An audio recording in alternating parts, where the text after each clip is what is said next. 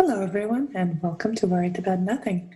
Today, we decided to talk about the anticipation of the event and how we can prevent ourselves from receiving it fully. So, we thought it was an interesting topic considering that we have an upcoming retreat, and it might not be just related to the retreat, but any other events such as wedding, such as birthdays, and many other things that we're looking forward to and would like to experience and get the most out of that event. I'm Katya. I'm Danielle. And I'm Kim. And welcome. I'll start this one since I brought it up. So I guess as Katya mentioned in our introduction, we're going to have a retreat coming up shortly, and I'm anticipating it. I've been to many of them now. I don't think I can even count how many I've been to personally. I think maybe 5 of them, and they've all been great in their own ways, but I always seem to have this buildup of expectation of like, how am I going to be different afterwards? Or like, how is this going to change me or propel me along my journey? So in a sense, it is a worry because it's projecting it into the future of like, what's it going to be like, that kind of forward thinking anticipation. And it's taking me away from the present and also putting expectations on what it's going to be like. So now there's also a little bit of anxiety being like, I won't be able to fully be with the moments that I'm experiencing at the retreat because of this. I can't even describe it other than like sort of an anxiety. It's like these feelings in my upper abdomen and area. Yeah. Wow, that's pretty intense. I mean, it's understandable. I remember I had it for the first retreat too. Not that I had an expectation, but I thought I'll get something out of it. I thought I'll change somehow. There was definitely a little bit more expectations, but for the future retreats, I don't even expect anything. To me, it's like being in the presence of the teacher. That's all I crave. Even if we don't do anything, even if we just sit in silence or just chat regular stuff, that in a way that's enough for me. But I can see how the mind, because you want to achieve something, right? You want to get somewhere. I would assume so, right? And because most of the time, yes. And because of that, that's why I think you have this expectation. But it can be tough, yeah. I think it's also good to remember that for retreats, especially retreats like Karatima does, that are so powerful and so transformative on different levels, there's always a cleansing or some kind of pre-retreat experience. And I think for me, like Katya said, before the first retreat, because I had never been to one, so I didn't know what to expect, I had these massive expectations that were just so ridiculously funny looking back on them now. But then that kind of faded, the expectations faded as retreats went by. But I think that what I experienced before retreats is because she brings stuff up to the surface for you, it's often your key stuff or the stuff that needs to be worked on that will come up. And so for you, maybe right now, it's some of the mind stuff, the thinking about what is coming up and what's going to happen and the anticipation of that and the results driven that, I think it's very personal to each of us. So I'm trying to think what the last few retreats have brought up. Not the last one, but the one before. It really brought up separation for me. So I remember before the retreat going through some really, when with hindsight, you can look back and go, what was I thinking? But at the time, it all made complete sense to me. It was a kind of, oh, I'm separate from everyone. No, nobody understands me. Yeah, I need to try and work this through myself, all this kind of stuff that is ridiculous and not true, but it was very strong at the time. And that kind of carried through to the retreat as well. So sometimes these things that come up will play out as the retreat progresses. So during that retreat, I wasn't really socializing with people very much at the beginning. I felt distance from them. People telling me that they hadn't seen me, all this kind of stuff. And then that sort of broke, for want of a better word, on day, whatever it was, 2 or 3, I think. And I could see it for what it was.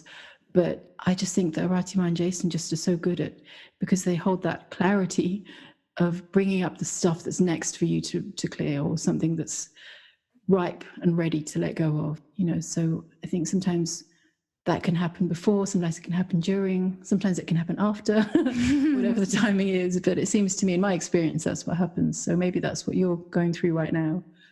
Yeah, I wouldn't be surprised because, I'm aware that we speak about the pre-retreat cleansing and stuff like that. It's so funny because it's things that I either kind of forget about that they happen because you had posted in the group and you're like, oh, I'm getting so hot. And then Rachima was like, yeah, pre-retreat stuff. And I was like, oh yeah, I'm glad you asked because I just forget. Or I guess sometimes I just assume, oh, that happens for other people, but it doesn't happen for me. I don't know, because I'm so different, right? But yeah, I wouldn't be surprised. There's a receptivity stuff that I've been looking at myself and actually seeing that I want to be able to receive more. And I know by not being fully present, it keeps me from receiving the moment. So it is something that I was kind of looking at myself and having a lot of grief come up. So I wonder if there's a certain amount of grief also that's stored in the body or the emotional body somewhere that is part of what keeps me from being able to receive in the moment, because it's not comfortable to feel grief. I'm not going to lie. It's not, it's really not a comfortable thing to experience, but I am doing my best to just be with it so that it can move through, so I don't have to keep re-experiencing it. Yeah. I think it might be definitely an individual thing, but also potentially in the wider consciousness, the collective consciousness, because grief has been coming up for me too, and external circumstances, that are the mirror of what's happening inside, are bringing that to me as well. So, for example, with the grief thing, I think I might have come to an actual physical cutoff with my mother. She replied to my email that I'd sent, I don't know if you remember, but she'd sent me an email asking where had gone wrong with us and asking me all sorts of questions and basically being quite judgmental. And so I replied to her and I just explained why I didn't want to be close and didn't particularly want to speak to her.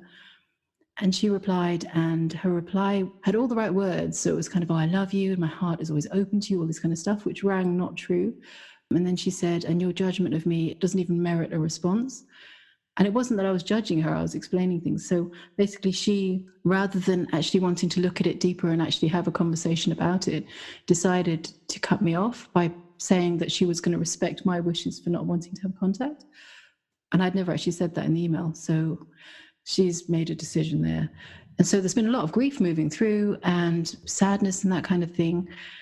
And also a huge amount of relief, which is something that I feel a bit of guilt about moving through, so it's a lot of emotions are coming up. So I feel that maybe there's a wider thing, because there's a lot of grief going on, a lot of sadness going on collectively too, that may well be affecting all of us on a level as well. So, that's part of it as well. And I think, like you say, it's just surrendering to it, instead of fighting whatever's coming up, just surrender to it and go, okay, I'm going to feel this shit for a while. Or know that my mind is telling me that I've got all these thoughts, there's been times in the past, not just at retreats, but also during the course, where sometimes my control issues will come up and I'll really try and control how things happen, while telling myself I'm not controlling them. So pre-retreat, for example, I'd be like, yes, I'm going to control how much I surrender to that, or I'm going to whatever. And I don't realize it at the time, because when you're in it, sometimes you just don't see it. So now it's just, for me, it's just, okay, so going, okay, we're not going to measure anything. It's just going to be surrendering and just being with it and not even looking at it, not even examining it, just allowing it to do what it does. Because I find for me, sometimes, not always, but sometimes when I look at things, I'll start analyzing them. So for me, there can sometimes be a fine line between just watching something and then trying to understand it. So if I'm in danger of crossing that line into trying to understand it, I'll just back off and go, okay, just carry on. I'm not even going to think about it or look at it properly. I'm just aware it's happening and I just let it happen. Sometimes that can be helpful. That's really helpful, actually, because I was thinking about something similar in terms of striking that balance, because as these grief things come up, there is a push to kind of understand what's going on, to maybe kind of know what the core issue is, if there is one, to be able to get rid of it, that sort of thing, control, right? But I didn't want to go into it kind of ignoring it. So I was trying to figure out, I was like, well, I don't want to think about it because I don't feel like the way that I'm observing this or interacting with it is actually being helpful or productive. Like I was getting too involved with it. But at the same time, I didn't want to feel like I was coping and ignoring it in that type of way. So what you shared actually is really helpful. Yeah, thank you. Yeah, it makes sense about the grief. I had 2 days where I just wanted to cry and I just felt sad. I had to come up with a reason, but I think it's just was collective or pre-retreat or whatever it was. I don't really care too much what it was, but I know I just wanted to sit and cry. For me, in terms of pre-retreat cleanse, one thing I've noticed actually is a deeper commitment, because I felt myself was kind of a little bit, I guess, uncommitted to some extent. So it was nice to just decide what is it that I really want, what are the main priorities for me. And as I said, it was really deeper commitment to this work. So that was beautiful. Mm-hmm. I've been feeling that too, a pull to commit more deeply and really refine. I actually wrote down somewhere like what I want to achieve, and not really from a mental standpoint, but from something that really resonated with me. And it feels nice to have it because it's a good reminder when the mind starts going off and thinking like, it wants like other things that satisfy the ego, even like eating something that isn't like right for you and stuff like that. It's better to go back and like look at that and be like, no, this is what I want. Like focus here. Mind, you're so good at like, thinking about things. This is what your focus is now. Just this. But that's true. A lot of desires for me also kind of are no longer relevant. They might come up later on. It's not like they'll never come up, but once you have a deeper commitment, you realize these desires are really nothing. Mm-hmm. Like not nothing, but they don't really, you don't give it, what's the right word? Attention. Exactly. Yeah, I've been finding that too, actually, with the deeper commitment. It's interesting you both say that. And for me, it's felt like a falling into it, like swimming in the middle of the pool in the deep end now. There's that depth of space or whatever around you. And I know what you mean about the no relevance to the desires. They're kind of there, more in the background. So there's a memory of them. So that's the amount of attention that's paid to them. And for me, it's a real feeling of in the body, feeling it in the lower belly area. There's just a sense of being more present in it and just more stillness with it as well, I think. And it's funny how we've been talking about the pre-cleanse, which I've definitely been experiencing, but I've not even thought about having an expectation for this one. And for other retreats, I've kind of, either had a prayer or some kind of wish for openness or surrender or something. But for this one, I haven't even thought to do that. And it just doesn't even really feel somehow that it's something that I want to do. There's almost a kind of just an excitement to be with Aratima and just to sit with her, just to be with her. And that's it, really. I think this might be the first retreat that I've really had that feeling completely, because in the past there's always been oh yes, I definitely want to sit with her. There's also been and I want this and I want that, but this time around it's just, no, I'm just looking forward to seeing her face. Mm-hmm. Beautiful. I think I know what is part of what's driving this like weird expectation, and my mind, it latches onto things because we had the prosperity course with Aratima, and because my mind likes to think about things, I'm like, oh, should I be really focusing on prosperity? I really want to wake up, and I feel like this is, it's kind of like a separate goal, but it's the same thing. And so my mind's like round and round. So I had a conversation with Aratima. This is about maybe like a year and a half ago now. And it was on this topic because I was like, I don't know what to do. I was like, I really like engaging with this course. And I was like, but now I feel like this and, mind back and forth. What do I do? And she said something about it being kind of similar for me. Like it doesn't matter. Like whatever I was doing with the prosperity work, it was going to also lead me further down this path sort of thing. And then I can't remember if it was in this conversation or I think it might have been in the intensive I had with her. And she said something about me living more of my Dharma, like a year and a half from when we spoke. So now that it's getting closer to that time, I'm like, am I doing it? Is this going to do it? Is this what it is? So that's what's happening inside of me. It's like, oh, it's like a year and a half. I was like, is this it? I don't know. I was like, should I know? Like all of this stuff. And I was like, is something going to happen on the retreat? Will I know? I know it sounds ridiculous, but this is literally what is happening inside of me. I don't think it's ridiculous. I had that thought too at some point. Will something happen this retreat? I think there is a full trust that I will receive what I need to receive. And I've seen and experienced that. So there's even more trust that it will just come at the right time or when I'm ready for it. Yeah. But it is so funny sometimes what the mind will bring up. You know, it throws up all this stuff and it gets confusing because none of it makes sense. And it's just, it gets more and more tangled, doesn't it? It's just like, shut up, shut up. Could you stop? It's like, it's really, really kind of taking that feeling of receptivity away, because it's like my mind's just going around, is this it? Is this it? You know, what about this? Did it happen yet? Did I miss it? That's a gift though, because you're seeing that the mind's doing that. And you're true. That this is what your mind does, is a kind of resistance or a block or the cleanse or whatever it is, you know. So that's a gift, to be able to be aware of it. Because if you're doing it and not being aware of it, you'd be sitting there feeling half mad because you'd be going, but what's going on? But you can see it. So that's great. And by being able to see it, you can just kind of go, okay, mind, just get on with your weird thing. And I'll just, you know, the rest of me can just surrender to what happens. Right. The rest of this physicality is just going to sit here. You're like, you know, you do whatever. Going, what the hell? What is happening here? It is so perfect though, because with it coming up, it's like I can see definitely in other places where I've done this kind of like my entire life, you know, particularly in relationships. Is this it? Is this the relationship? When will I know? You know, like stuff like that. Do I know now? Did I miss it? Like, I swear. And it keeps you away from experiencing, you know, the person that's right in front of you, or whatever experience it is, right?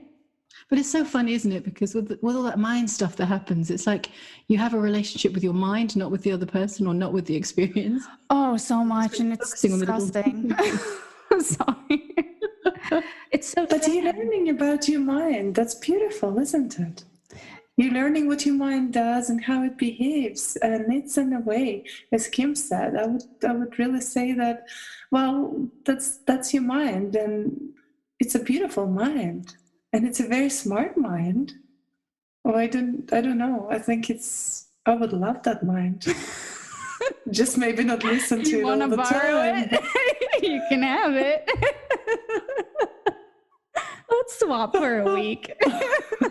I'll get to experience that beautiful bhakti devotion that, you know, that you have, and you can deal with this. It might be pretty intense. I can try to handle it. Not sure if I'll be able to. I think you have a better. I think you have a better grip on your mind.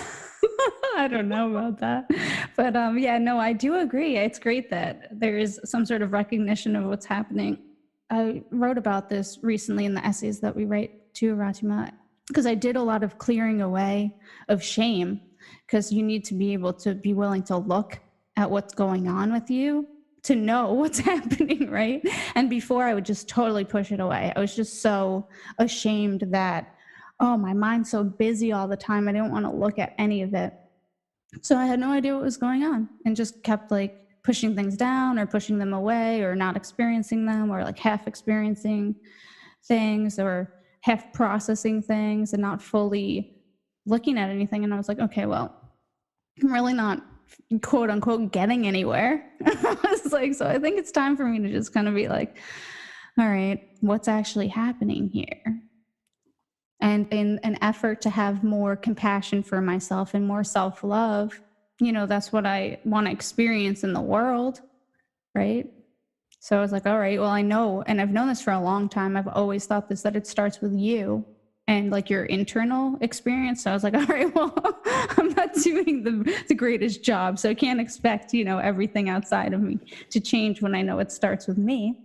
So I was like, I really need to sit down and be with myself and look at these things and be that compassionate person for myself, because that's what I want for everybody else too. You know, when you see a friend and they're beating themselves up or whatever, they're not willing to be with their own stuff, it's kind of like, oh, you know, you can be the person that's there for them, but you really wish that they would be there for themselves too, and be like, stop being so hard on yourself. And I was like, all right, well, I need to do that.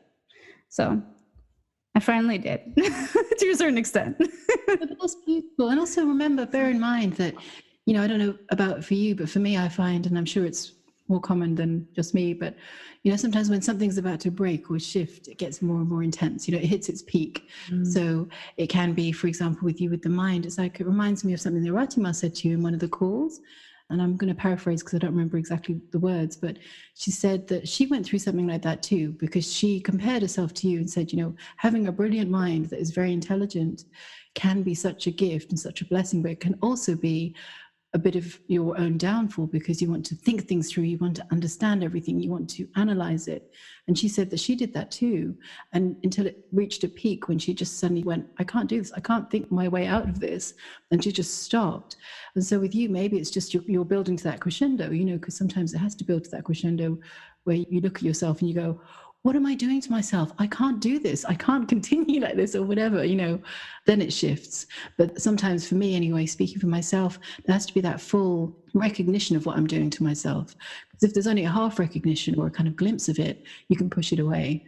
But when it becomes so loud that all you can hear is this thing that is stopping you or blocking you, that's when sometimes you need to have that moment of, oh my God, this is no, and then you drop it or something changes around it, So that's a gift too, being able to see in yourself that it's building up to that and you see what you desire instead of that.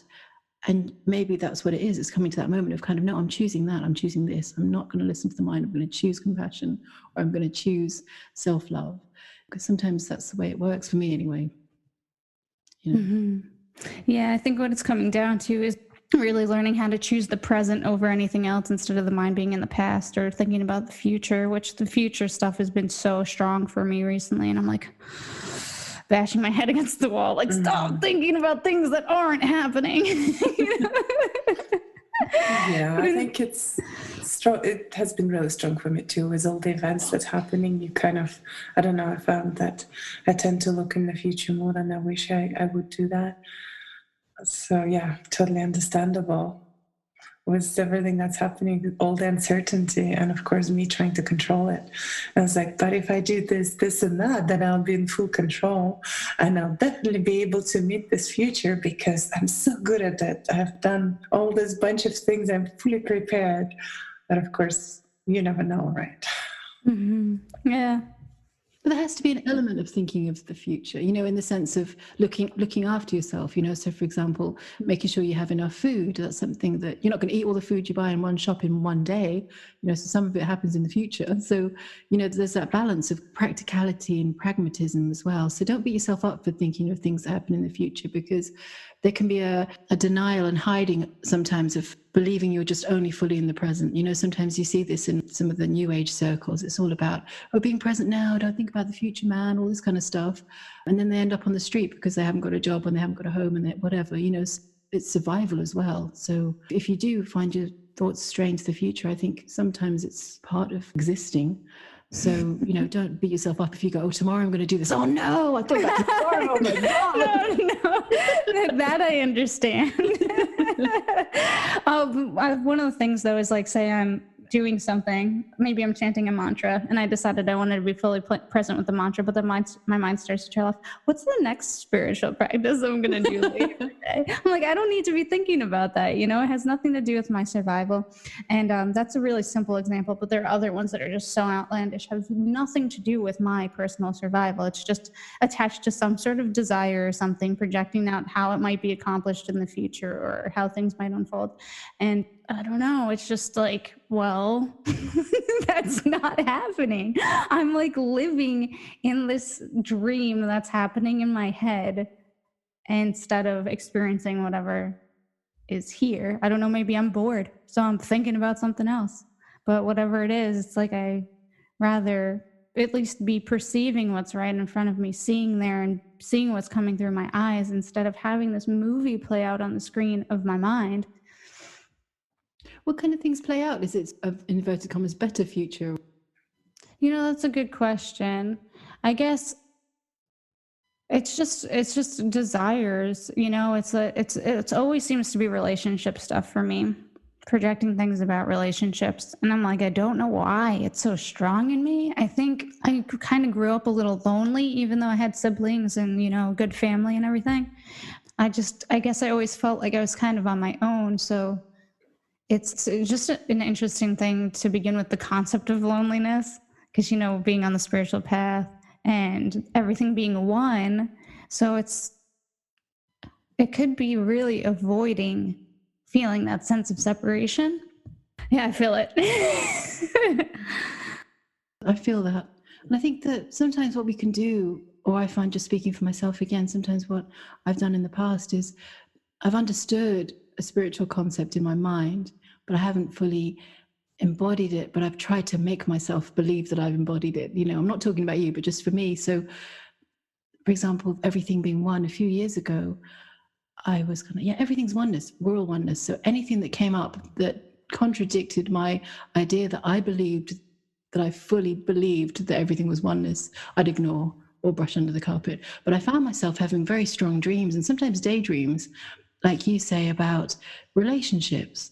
So I would kind of go off on these little tangents, fantasy tangents of, and then that could happen and we could do this and be this kind of relationship and that'd be amazing. And it was kind of, because in my mind I was going, well, it's just a little fantasy, it's harmless. And I was ignoring the underlying thing, which was basically I was feeling so alone and so separate that I was having to have my relationships in my mind. And I know in some ways they all are in the mind, but I was making them up in my mind. And that was giving me the physical reaction of feeling that I was in a relationship, because what you think about, and because if you create it so strongly, it does have the same physical reaction. So you can feel like you're in love, or you can feel like you're loved, or you can feel like all of these things. And I stopped doing that because I got to the point where I realized that I was completely denying the fact that I wasn't loving myself. It wasn't about anybody else, it was me. And I know it sounds like a cliche, but sometimes these things I feel have to be personally experienced, because it's one of those things you can know in your mind, I'm not loving myself, therefore X, Y, Z. But until you actually really feel that and realize that in the body, embody that feeling, it doesn't become real. And it was around about that retreat I mentioned before, when I was feeling separate from everyone.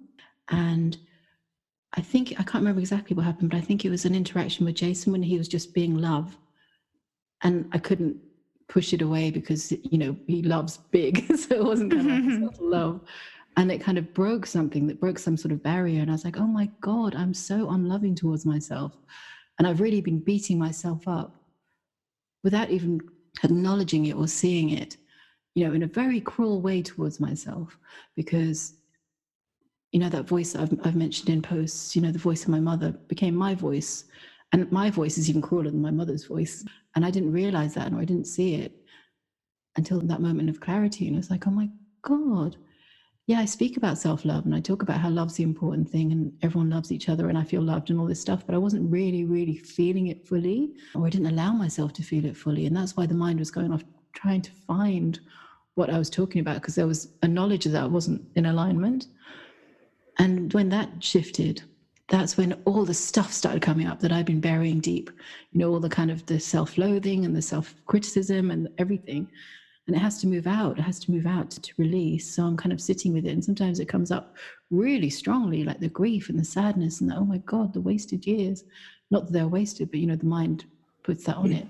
But I think it does take that moment for me. It took that moment of really, really seeing it, not just knowing it in the mind, not just seeing it from a distance, but really feeling it to change everything. And since then, I haven't done that. So Excellent. Really helpful, Kim, actually, because I've done that before, creating a story and then having feelings around the story and just kind of living in that dreamland, in the new life that you've created, but not present for sure. I stopped doing it because I had a moment where I did that, and then I stopped doing it recently because it's just, I felt like, you're still thinking about it, so you're creating stuff, so there's no need for that. But I didn't really have an explanation for it, but that it's basically a lack of self-love. So that's beautiful that you actually brought it up to my awareness, for sure. Thank you. But it's funny, it's so insidious, isn't it? The way that we don't love ourselves, all the different ways we don't love ourselves, and all the stories that are attached to that, So sometimes for me, when I'd be fantasizing about this, inverted commas, better life, I was always a better person, again, in inverted commas. I was always more something or less something I didn't want to be. It was never me as I am now in a different life. It was a different version of me, which really goes to show how much I wasn't even accepting myself remotely. Because why would I fantasize that I'm younger, thinner, better looking, more successful, richer, all this stuff, when that's not what I am? That's not who I am right now. It was very illuminating having that experience. Yeah, that's really helpful. Oh, good. Yeah. When I'm thinking about stuff into the future, it's like I'm a quote unquote better version of myself, more awake or something, right?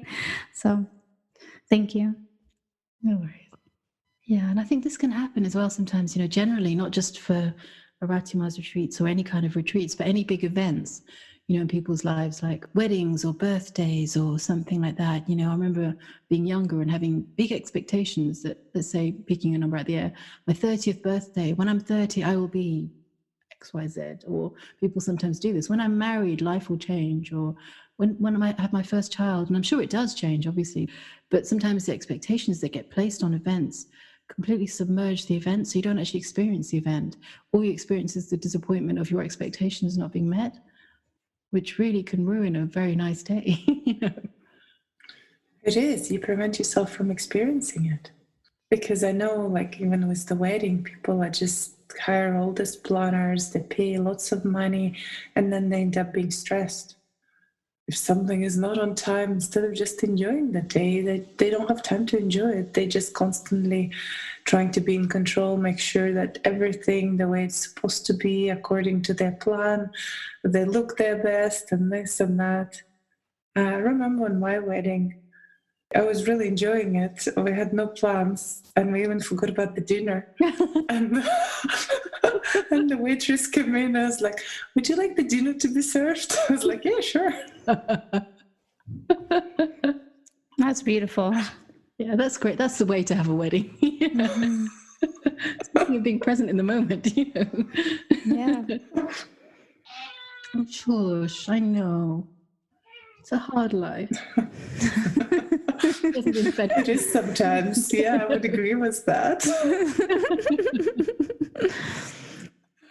But that can sometimes be true as well for things that you're actually experiencing, not even just future events, but things that are happening now. When you have that feeling of disappointment or feeling like, oh no, it shouldn't be this way or whatever it is, you're not allowing yourself to be present, because again, it's an expectation of the present, or thinking that something should be different or has to be different, or it's wrong being the way it is. I'm finding that more and more of a falling out of that. So when things happen, like for example, the other day, my boiler stopped working. And the immediate thought was, oh my God, I'm going to have to replace it. That's going to be £4,000. I don't have £4,000. Oh my God, how am I going to get it? The mind does all this stuff. Shh. And then I just took a breath and went, so if it does, it does. I don't have the money. So what can I do about it? Nothing. So I'm not even going to think about it. And then later that day, it started working again. But that's incidental. Even if I'd had to replace it, it would have been like, well, I can't afford it now. So I'll just have cold water. And that's fine. It's refreshing. We can sometimes put so much pressure on ourselves for this desire for life to be the way that we want it to be. It reminds me of something Jason said to me earlier in the year when he was saying, I realized I'd been on the ego journey for such a long time. And he said, you're basically trying to make God do what you want him to do. And I think it's so true that when we have these ideas or stories about how things should be, in inverted commas, it takes away enjoyment of life and it takes away actual living, because we're focusing on the disappointment of something that doesn't even exist. And I know it's easier said than done, but I find that I'm doing that more and more these days, just kind of going with it and just getting on with stuff. It's almost like the fantasy is almost like a luxury, in that during practical everyday stuff, you just chug along and you get on with it. You just, you do the washing up, you do your work, do whatever, and you don't have time for the fantasy. So in those moments when you can, that's an abundance of time that you have, so that's a gift in itself. But it's piling all this crap on top of what actually is happening in the moment. I used to be excellent at that. I was an expert at doing that. But as more and more of it's falling away, life is so much better and so much easier. I don't do it all the time, but those times when I do, just like, yeah, just so what? That's happening. Because your mind can sometimes run off with these stories. Like last night, there was this big football match in England. I live next door to a pub, and there's this huge group of very, very drunk men, or just chanting and singing and stuff. And they went on through the night. And they were breaking things. You could hear glass breaking, and it sounded like it could potentially turn into a riot. And I kind of tensed up at one point. And then I thought, no, I'm not going to tense up anticipating a riot that hasn't yet happened. So if it happens, then I can maybe go into fight or flight. But right now, they're just outside. I'm safely indoors. Nothing's happening yet. So I think we can sometimes induce these feelings in ourselves by our minds going, okay, that event, let's react to that emotionally. That event, let's put something on that. Whereas it may not happen, or it may happen, but react to it or respond to it when it does. It's just easier. Definitely. No, it makes sense, because you can't really respond to anything unless it's actually happening, right? I think through talking this out, so thank you both for going through this concern of mine with me, and is an avoidance of feeling like the separation that came through pretty big when we were talking about that earlier. So I think that that's kind of what propels a lot of the thinking, is avoiding this type of feeling, which is, it's not pleasant, but I much rather feel it and recognize that it's happening than pushing it away, which I didn't realize until we talked about it. I'm pretty sure that's what's happening. But it takes courage to do that as well. I think it's scary to look at things and feel things that we've been hiding for what could sometimes be a whole lifetime or decades at least. So it takes courage to do that. So, give yourself credit for that too. I think sometimes we can beat ourselves up for holding ourselves against some kind of measure that we've put up in our minds, So it's that kind of, I should be more advanced, or I should be more awake, or I should be more competent, or all of these shoulds that are just our invention. And I think we can spend so much time torturing ourselves with that kind of should thought, whereas everything happens in its perfect time. You've got to a point now, and we all have these moments, when we kind of get so stuck in our stuff that it feels like you're paralyzed in a way. When we're in those moments, the last thing we should do is beat ourselves up about it, because we were in that moment, and then the next thing we do will be the next thing we do, and then we just keep moving forwards. There is no comparison, there is no measure, there's no hierarchy or whatever it is. We just are all where we're at, and it's where we're at is perfect. And all the things that we see and realize about ourselves is great. All of those are gifts, because being able to see stuff about ourselves that we maybe wouldn't have seen 6 months ago, a year ago, is great. Because as soon as you see it, you can start letting it go or start working on it. And we all have these moments. I mean, I've had so many blind spot moments, sometimes lasting for years, where I'm so sure that I'm right about something, or I'm so sure that something is the way it is, and then I realize it's not, and I go, oh my God, I talked about that loudly a lot to a lot of people. And you're like, I was really wrong about that. So wrong.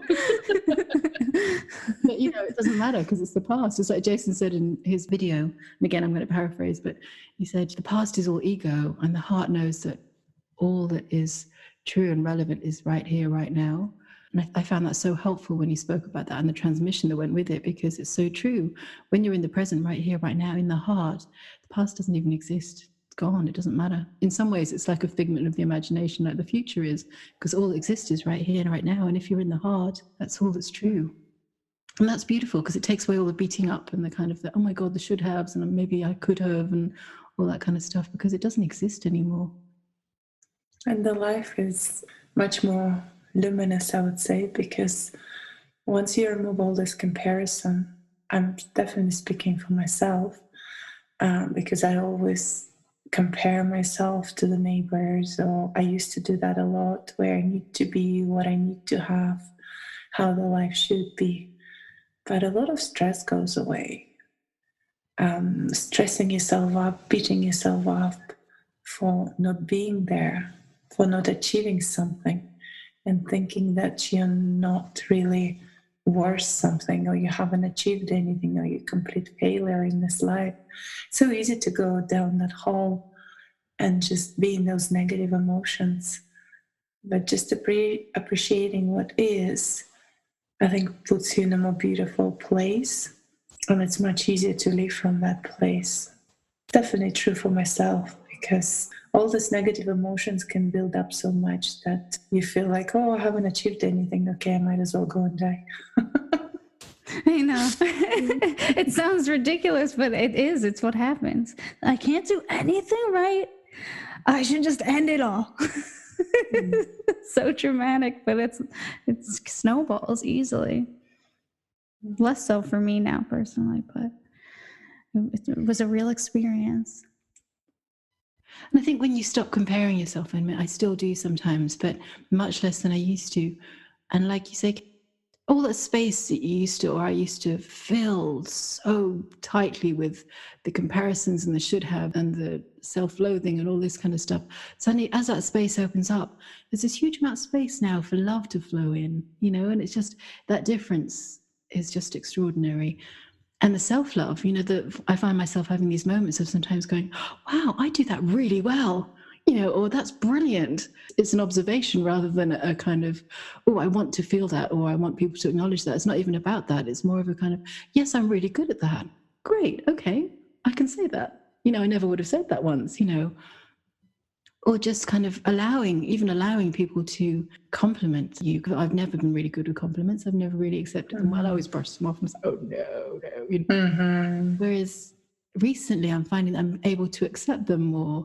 And that's so nice because you're allowing yourself to see what you are good at and see what you can do well and see where you do shine and see where you may help people. And I think that's important to do because we can all see that in others. We can see how others are really good at certain things or help others do something or whatever it might be. But being able to see that in ourselves, I think, is important too. It's like, when Aratima talks about herself, sometimes she'll go, yes, I'm really good at this. And there's no ego there. It's just kind of acknowledgement of something that is true, And I feel that's important to be able to start doing that more. Because like we spoke about in the last podcast, we all spend so much time feeling alone and isolated and seeing the negative in people and not boosting each other up. And that's what it's about. And boosting each other up includes boosting ourselves up. We are all part of this community. We are all good at things. And why not celebrate the fact that we're good at things? If you're given a gift or you're given an ability, great. Enjoy it. Celebrate it. Go, yes, I am good at that. Mm-hmm. And I know a step for me in being able to start to recognize what potential gifts I might have was removing my aversion to looking at myself at all because of all the shame that I had. So I have to be willing to look at the good and the bad to know, right, what's good. I also have to kind of see the quote unquote bad or whatever I don't handle as well. And I think that was the more difficult part for me. But I had noticed at one point that any form of attention externally would make me feel like, don't look at me. Like, even if it's a good thing, a compliment, like, someone says, oh, hey, I really like your jacket. And I'm like, stop looking at me. Can't even, sometimes it would depend on the person, but it would just bring it out like very strongly because it would come from people who are, are very much in their truth. Because when you get a regular compliment from someone who's kind of going on with life, let's put it that way, it doesn't hit the same way when you get a compliment from someone or any sort of like acknowledgement from someone who is really present and really seeing you. It's very different. And anytime I was feeling really seen, I was feeling really vulnerable and it was very uncomfortable for me. Lots of shame was coming up and that's when I recognized, okay, shame's an issue for me. I need to kind of like work with this and be willing to feel the shame so that I don't want to say progress, but just kind of have some sort of relief almost in my life. Because if you're unwilling to feel something, it's just always going to be there and it just build on top of it and more on top and top and top. And then it gets to be paralyzing. I think it's kind of like what you said before, Kim, which is absolutely true for me. And I was like, I'm okay. I don't want to live like this anymore. And finally that shame or unwillingness to look at the things that I felt shameful about broke for me. And then I was able to kind of move past that. And now I'm able to see these other things that are happening, which is good. Yeah, and sometimes when it's like the stopper comes out, doesn't it? The first thing breaks and you see it, and then the torrent starts, so it's like, okay, so it's not just one, it's 100 things. Okay, let me brace myself. Right. But it's because that first thing seems to hold everything back. It is like the stopper or the cork in the bottle, and once that stopper comes out, boom, it all flows. But I think, like you say, I think looking at the good and the bad, it reminds me of that lovely thing that you said in, I can't remember, a few podcasts back, where you were seeing the thing that you were pushing away, and it was like bringing it back into the fold. And that's lovely. Looking at it that way takes away the whole pressure. It's more of a kind of, oh yeah, just slide on back home, as opposed to, I must make it happen this way, or, you must walk on the left-hand side of the road as you come towards me, or whatever it is. And yeah, acknowledging the good things. I mean, it's like Katya mentioned earlier, you've got a really sharp mind, and that's such a gift. Because sometimes you push that away. I've noticed in some podcasts, like when Kasri was on, she mentioned the same thing. And you kind of went, okay, and you kind of brushed it off a little bit. But I think, just really acknowledging that, not as a bad thing, because it's sometimes when you speak of your mind, it's like you go, well, my mind isn't really not helping me, and it's this, that, and the other. And maybe it's all those things, but at the same time, it is very sharp and very brilliant. So that's something to own too. Mm-hmm. I appreciate you saying it. And here I am going to push it away again, because it's just not an experience that I have for myself. I think maybe because I've lived with my mind my entire life, that I don't know what it's like thinking any other way. I don't find a lot of the way that it functions to be super supportive, a relaxing or, an enjoyable experience, personal experience. So when other people, but it's, you're so sharp. And I'm like, but I don't feel like it's helping me enjoy life, so I'm not really, seeing the value that other people are seeing in this. I would love to, at some point experience that. And it was a little different when I was in school because, I guess it helped me get good grades and stuff like that. I had that external kind of, oh yeah, you're doing something right, Mm-hmm. But when it comes down to living life, it's not helping me so much to experience life just enjoy it. I find that things that happen in my mind, often it's taking me further away from the present than being able to be present because of, I guess, just the way that I am able to think. I don't even know. But hopefully I'll be able to see, what other people see and value the way that my mind works. You know what? I compare your mind with Patanjali because, in a way, he was able to analyze the whole spirituality from a scientific point of view. And when I read his book, in a way, I can think about you, not that you at that stage that you can analyze it, but the fact that you have this kind of mind and you're able to look at many things that I don't even have a question about. I don't even ask. I'm not even interested. So for me, for example, if let's say we were at his level where we can write a book like that, I would never be able to because I've never looked at those little intricacies of how this works, how that works, and connecting the dots. While your mind is really craving to understand every little detail. So, you can actually possibly in the future write that kind of book. Of course, not like him, but what I'm trying to say is that you have the mind that would like to understand those little details that really get you, not maybe the details, but how things work and how they're connected. And that can lead to something beautiful. And even being able to get a lot of done with your mind because it constantly has a new goal, and I'm sure you constantly move to that next goal. In a way, it's beautiful too. Where I was trying to go with that is that we all have our own main element, and that's the main challenge. So for you, being a fire and having those goals could be challenged, like for me, the emotional part. I don't know if that makes sense what I'm trying to say. Yeah, total sense. It's looking at what we have, because we have what we have. We can't do anything about what we have, what we're born with, whether it's the sharp mind or the big heart, and just being able to see it for what it is. The mind isn't your enemy. It's how you use the mind or how you make it work for you. And I'm talking in abstract here. I'm not talking from a place of, yes, I do this, but just I feel that sometimes we can push against what we see as the, in inverted commas, negative about something. And when we do that, we push everything away. And I feel that it's important to see the blessings and the gifts in whatever it is too. So like Katya was saying, with you, Danielle, you've got a really sharp analytical mind. You like to see how the puzzle pieces fit. And that's a gift because not everyone can do that. Not everyone has that view of being able to go, okay, I put X, Y, Z together and then I bring in A, B, C and that fits. Some of us look at it and go, you know.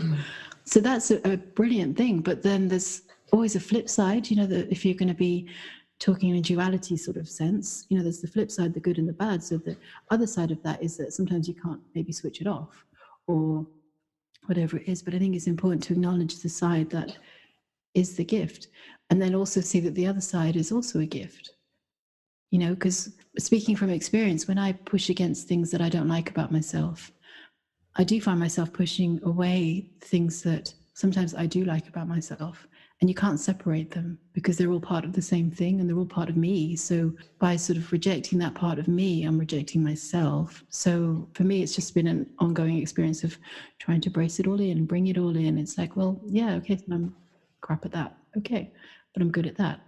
I used to spend a lot of energy pushing against things that I didn't like about myself. And then as that's stopping, the energy that I used for that can be spent on better things, different things. And it's much less tiring as well, because sometimes I would go to bed, my mind would be really, really tight. It would feel kind of painful because it had been doing so much, you know, worrying and cogs going around. And now it's kind of sometimes I go to bed and my mind is not even thinking anything. You know, it's just easier again. But I think it's so important to just acknowledge that we are amazing sometimes. You know, we can do things really well. And sometimes it takes other people to tell us things about ourselves that we don't know. Like I can be, particularly in the past, but hopefully less so now, but really slow at picking up on compliments. Let's say 10 people say the same thing to me. I'll push all 10 away and go, no, it's all lies. It's not true. And then as it sort of sinks in, you go, oh God, so the 11th person told me. Maybe there is something to that. So if people see you, Danielle, and they go, you've got a really sharp, brilliant mind, they see you from the outside. So they're not looking at all the things that you're not liking about it, but they're just seeing that the way it is interacting with the way it works and seeing that as a brilliant thing. So, you know, take it in. I'm sure at some point I'll be able to receive that and acknowledge it. I think, you know, it has to do with also certain things that are reflected on the outside, I feel like, for me, because at work, I'm used to excelling in things and people being like, yeah, okay, yeah, you know what you're talking about, kind of being an expert. And I'm not saying that I don't get feedback like that at work, but it's just there's so much feedback that I give to leadership, and I just feel like none of it ever goes anywhere. And then we're constantly dealing with the same problems over and over again. And I'm like, you know, like one of our things is like challenge the status quo. I'm like, well, we're trying. And I don't know, it's kind of like a stifling experience. I don't take it personally, but I'm just like, well, it's also wanting to understand, well, what's going on here? Because I'm like, well, why do these ideas get put forward and then either nothing happens or it seems to emerge again, like out of the blue from somewhere else, and it's like put together, and it's like, all right, so at some point something shifted where they were able to adopt this idea. And I'm not saying I'm the only one on our team that has probably the same ideas, because we all deal with the same issues on a day-to-day basis. But it's just like, okay, well, why like this idea from like 5 years ago is finally coming to fruition? Why is it worthy now? You know, and also my mind wanting to understand, why couldn't we implement this when we all knew it was a good idea then? You know what it could be? Because management has millions of great ideas from their employees, and they do have a lot on their plate. Like I'm looking at my manager. Sure, there's a lot of great ideas, but then she has several teams to deal with. So trying to adopt that one idea, I mean, she's crazy busy. So whenever we suggest certain things, if she really thinks that there is one thing that is worse than going to save a bunch of time to the employees and it's really justified, she might go and pursue that one idea, but she wouldn't go for other ideas. Mm-hmm. So, and we always had millions of ideas on our team meetings. And it can be overwhelming for her too, because we always want to improve something, but she only has so much time in her day. And I can just imagine each team having millions of ideas, not millions, but, you know, let's say 10 ideas from each team. And she has 5 teams, and then she had to go and deal with all of them on the top of her own work, and her manager constantly giving her something to do. I can just understand myself being in her shoes. I think she would just take one thing away, sometimes none if she's really busy. And I think that might be the answer to your question, why they're not being implemented. And someone of the managers, just being truthful, might be just lazy. Why do they want to go and do something when they, as long as they do the bare minimum and get paid, well, perfect.